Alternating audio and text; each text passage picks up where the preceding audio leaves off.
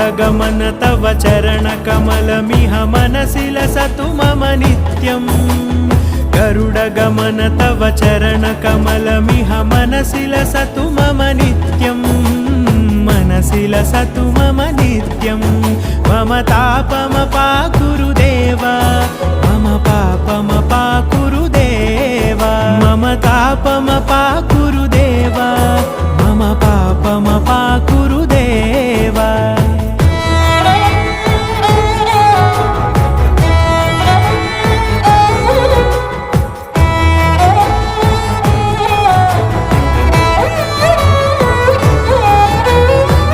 जनयन विधि नमुचिहरण मुख विबुध विनुत पद पद्मा